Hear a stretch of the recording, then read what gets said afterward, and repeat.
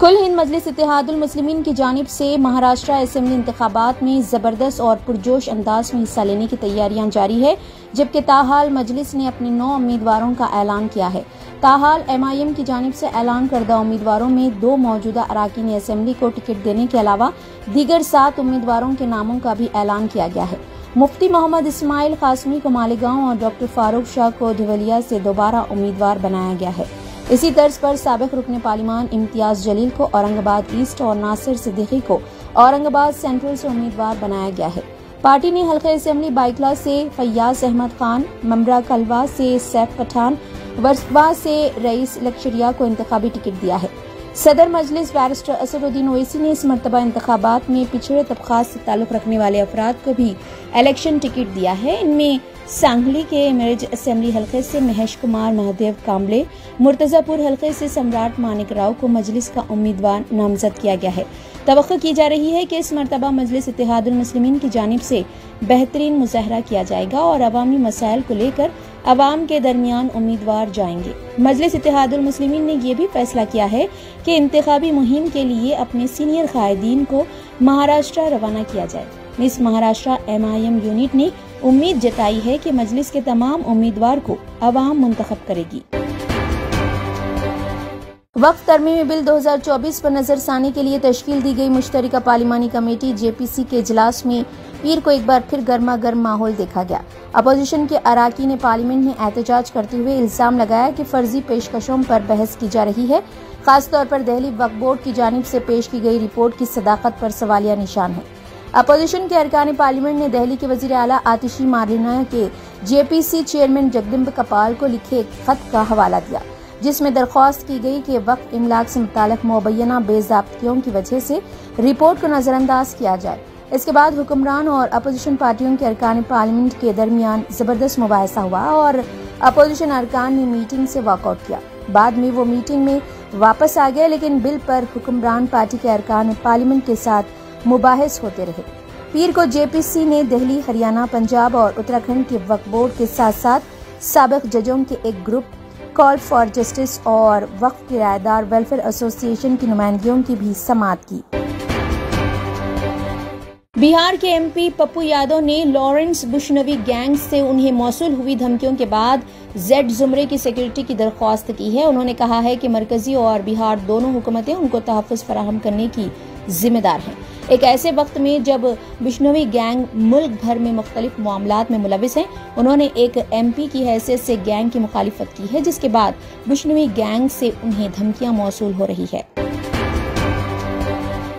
Hyderabad city police commissioner CV آنند نے دونوں شہروں حیدرآباد اور سکندرآباد میں امتناعی احکامات جاری کیے ہیں۔ احکامات کے مطابق دونوں شہروں میں 27 اکتوبر سے 28 نومبر کی شام 6 بجے تک 144 سیکشن نافذ رہے گا۔ اس دوران امتناعی احکامات کے تحت 5 یا 5 افراد سے زیادہ جمع رہنے کی ہرگز اجازت نہیں رہے گی۔ اس کے علاوہ کسی بھی قسم کا اجتماع، جلسہ، جلوس، دھرنا یا ریالیاں نکالنے کی ہرگز اجازت نہیں رہے گی۔ اس اعلامیے کے بعد سوشل میڈیا میں جاری ان خبروں کی بھی تردید کی۔ انہوں نے کہا کہ انٹیلیجنس کی اطلاعات کو پیش نظر رکھتے ہوئے دھرنوں اور ریالیوں کو روکنے کی غرض سے یہ پابندیاں عائد کی گئی ہیں۔ تلنگانہ حکومت نے خواتین انٹرپرینورز کو بااختیار بنانے کے لیے 25,000 کروڑ روپے بلا سودی قرضے فراہم کرنے کا ایک تاریخی اعلان کیا ہے۔ ڈپٹی چیف منسٹر بھٹی وکرمارکا نے کہا ہے کہ خواتین کو بااختیار بنانے میں تلنگانہ حکومت سنجیدہ ہے۔ کھمم کلکٹر کے دفتر میں اندرا مہیلا شکتی کینٹین، ایک بس شیلٹر، ایک لیڈیز لاؤنج اور ایک ڈائننگ ہال کے افتتاح کے موقع پر خطاب کرتے ہوئے بھٹی وکرمارکا نے اس بات پر روشنی ڈالی کہ حکومت اس تعاون کو مزید بڑھانے کا ارادہ رکھتی ہے۔ انہوں نے کہا کہ اگلے 5 سالوں میں ان بلا سودی قرضوں کو 1 لاکھ کروڑ روپے تک بڑھانے کا ارادہ رکھتی ہے۔ ڈپٹی چیف منسٹر بھٹی وکرمارکا نے کہا کہ حکومت Telangana state road transport corporation کے ساتھ کمیونٹیز کی خواتین کے اشتراک پر غور کر رہی ہے۔ منصوبوں میں خواتین کو بسیں خریدنے کے لیے بلا سودی قرضے فراہم کرنا شامل ہے، جس سے وہ بس خریدیں اور پھر اسی RTC بس کو کرائے پر دے سکتی ہیں، جس سے ایک مستقل آمدنی کا سلسلہ شروع ہوگا۔ حیدرآباد میں ایبٹس کے علاقے تلک روڈ بگل کنٹے میں پٹاخوں کی ایک دکان میں آگ لگنے کا واقعہ پیش آیا۔ تفصیلات کے مطابق تلک روڈ بگل کنٹا ایبٹس میں واقع پارس فائر ورکس دکان میں شارٹ سرکٹ کی وجہ سے چنگاریاں پٹاخوں پر گرنے سے آگ لگ گئی اور تیزی کے ساتھ پوری دکان میں پھیل گئی اور شعلے بھڑکنے سے دکان سے متصل ہوٹل بھی آگ کی لپیٹ میں آ گئی۔ آگ تیزی سے پھیل گئی اور پوری دکان جل کر خاکستر ہو گئی۔ آگ کے حادثے میں کوئی جانی نقصان نہیں ہوا، لاکھوں روپیوں کے پٹاخے جل گئے۔ آگ کے شعلے اتنے تیز تھے کہ پورے علاقے میں دہشت پھیل گئی۔ اطلاع ملتے ہی ایبٹس پولیس مقام واقع پر پہنچ گئی اور فائر انجن کو بھی طلب کر لیا گیا اور آگ پر قابو پانے کی کوشش کی گئی۔ فائر سروس محکمے کے مطابق رات تقریباً 9:30 پر کال موصول ہونے کے فوری بعد ان کا عملہ وہاں پہنچا تھا۔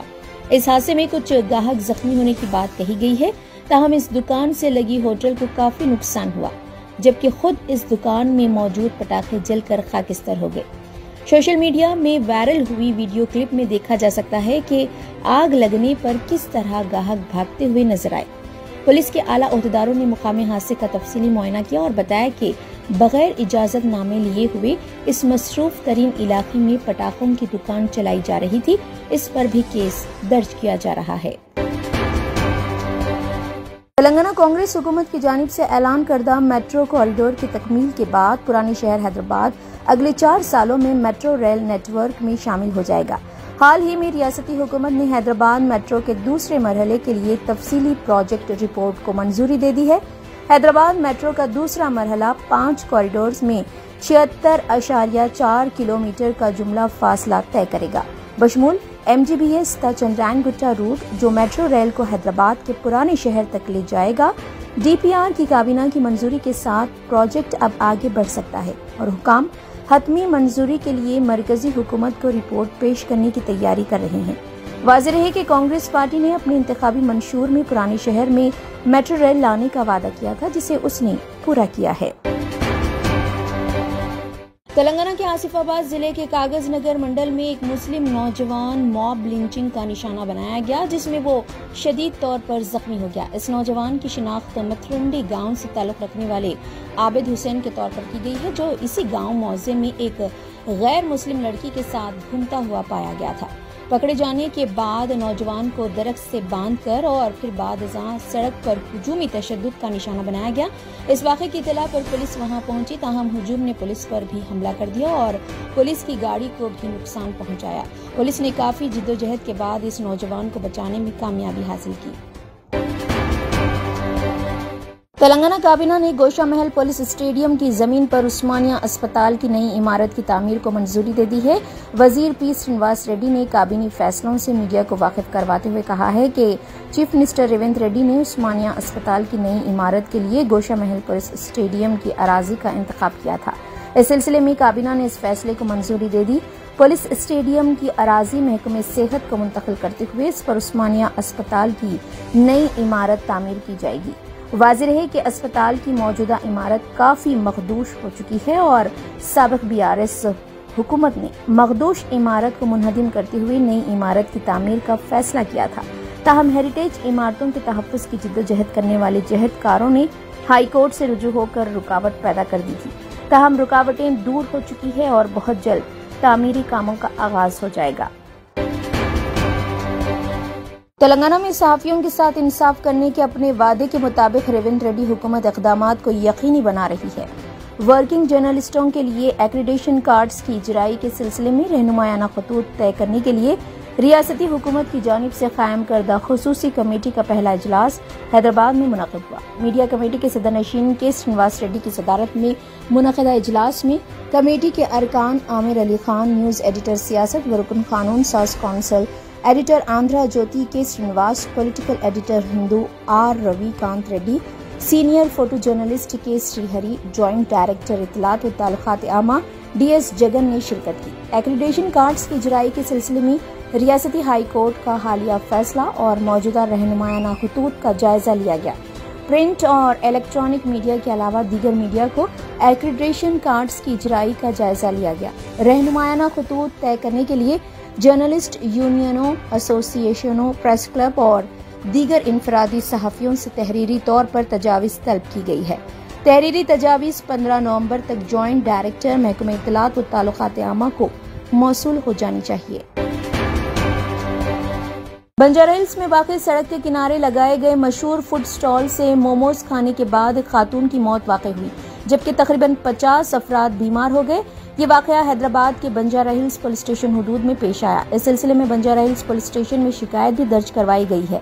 ذرائع کے مطابق نندی نگر، سنگھاڑی گھنٹا بستی اور گوری شنکر کالونی کے مقامی افراد نے موموز کھائے تھے، جن میں ایک 31 سالہ خاتون اور ان کے بچوں سمیت تقریباً 50 افراد متاثر ہوئے۔ ان سب کو قے اور دست کی شکایت ہوئی، جس کے نتیجے میں وہ بنجارہ ہلز کے آس پاس کے مختلف اسپتال سے رجوع ہوئے۔ ان میں سے کچھ کی حالت تشویشناک بھی بتائی گئی ہے، جبکہ ایک خاتون کی موت واقع ہوئی ہے۔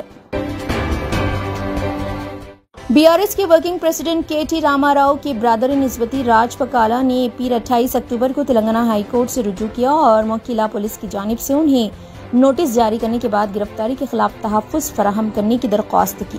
انہوں نے کورٹ کو بتایا کہ فوجداری مقدمے میں پھنسانے کی مبینہ غیر قانونی کوشش کے خلاف تحفظ فراہم کیا جائے۔ اپنی درخواست میں انہوں نے دعویٰ کیا ہے کہ پولیس انہیں بغیر جواز کے گرفتار کرنے کا منصوبہ رکھتی ہے۔ نوٹس کے مطابق BNSS کے سیکشن 35(3) کے تحت پکالا کو پتے کے ثبوتوں کے ساتھ پیر کو پولیس کے سامنے پیش ہونا تھا۔ انہیں کیس سے متعلق ثبوت پیش کرنے کو کہا گیا تھا، جبکہ پکالا کے وکلا نے پولیس سے تفتیش کے لیے 2 دن کا وقت طلب کیا ہے۔ نوٹس میں کہا گیا تھا کہ اگر انکوائری میں شرکت نہ کی گئی تو مزید کارروائی کی جائے گی۔ چونکہ پکالا دستیاب نہیں تھے، پولیس نے ان کے ولا پر نوٹس لگا دی تھی جہاں وہ ٹھہرے ہوئے تھے۔ BRS کے کارگزار صدر کے تارک راما راؤ کے نسبت برادر راج پکالا کو پولیس کی جانب سے نوٹس جاری کی گئی ہے۔ شہر کے مضافاتی علاقے جنواڑہ میں ایک فارم ہاؤس میں منعقد پارٹی کے سلسلے میں نوٹس جاری کی گئی ہے۔ 28 اکتوبر کی صبح پولیس نے گچی بولی میں واقع ان کے ولا پر نوٹس لگا دی تھی اور ان کو ہدایت دی تھی کہ 28 اکتوبر کو صبح 11 بجے وہ تحقیقات کے سلسلے میں موکیلا پولیس اسٹیشن میں حاضر رہیں۔ واضح رہے کہ فارم ہاؤس پر جاری پارٹی کے دوران چھاپا مارا گیا تھا، جس میں شراب کی بوتلیں ضبط کی گئی تھی اور ایک شخص کا کوکین کا ٹیسٹ بھی پازیٹیو پایا گیا تھا۔ ڈاکٹر صابریز آئی ہاسپٹل واقع اعتبار چوک حیدرآباد پرانے شہر میں آنکھوں کے امراض کے لیے بہترین hospital. Doctor Asad Sabri consultant cornea cataract and refractive surgeon کی نگرانی میں چلایا جانے والا doctor Sabri's eye hospital state of the art infrastructure اور سہولتیں، عصری مشینوں سے لیس، کم سے کم فیس میں مریضوں کا اطمینان بخش علاج، آنکھوں کے کامیاب آپریشن کے لیے موزوں نام doctor Sabri's eye hospital. Out patient کے لیے بھی دواخانہ وزٹ کیا جا سکتا ہے۔ ڈاکٹر صابریز آئی ہاسپٹل اعتبار چوک حیدرآباد۔